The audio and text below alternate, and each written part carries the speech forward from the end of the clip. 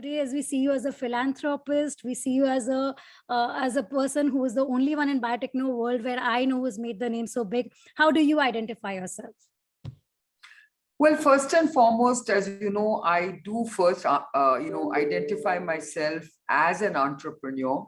Okay. I have always, pursued this path of entrepreneurship with a sense of purpose, and I've always felt that I wanted to build a company that stood for something.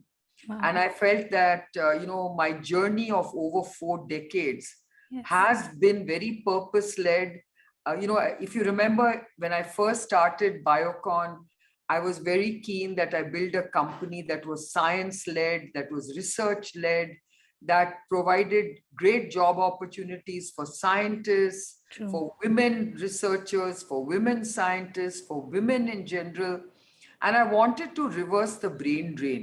That was one of the things that I really was very keen on, because I know, and I knew at that time when I was growing up, that, anyone who was a good student, who went to a good university, who got a good degree, used to only look for an overseas career opportunity. Yes, And that's true. I just felt that that was so wrong, because I said, if India was going to educate its youth and Yes. lose that talent to the outside world, True. I'm sure that's not the way to build a nation.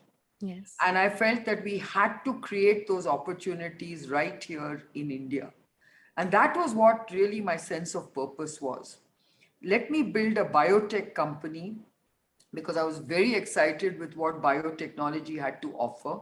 I felt very proud that I was pioneering this effort. Yes. And that, I was willing to basically do everything it took to build a biotech company that would actually start providing these opportunities to scientists, to engineers, to researchers.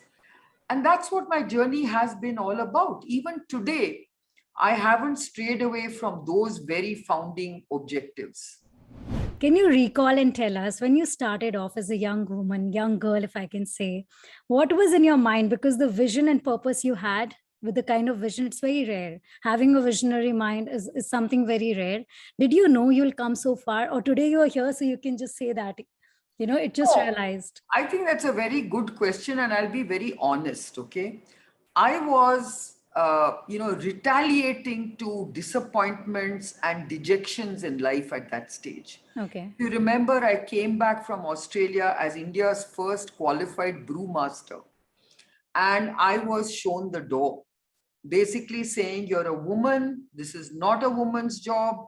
I don't think you will be able to manage a brewery, and therefore, I'm sorry, we can't give you a job. I mean, that was the response I had to being highly qualified. And I thought, oh, this is not good.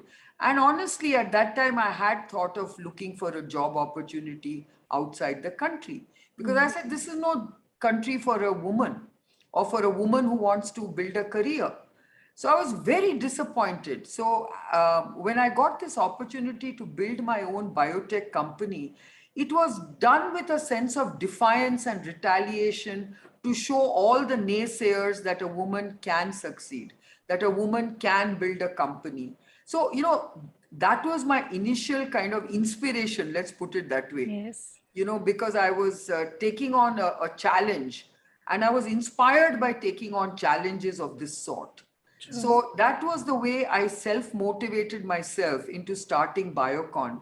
And of course, while I was building Biocon, a lot of these thoughts came into my mind saying, hey, I'm a woman, so let me build a company where women can find job opportunities. Yes. Hey, I'm a scientist. I want scientists to, be employed in a very meaningful way.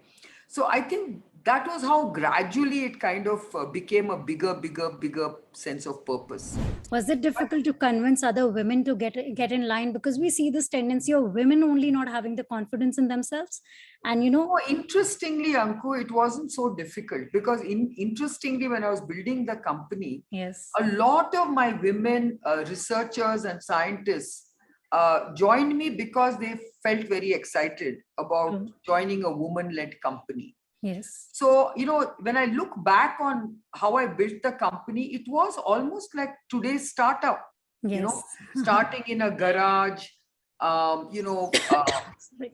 not just starting in a garage, but doing it in a very frugal way, building it in a very resourceful way, getting young people to join me in my journey. Yes.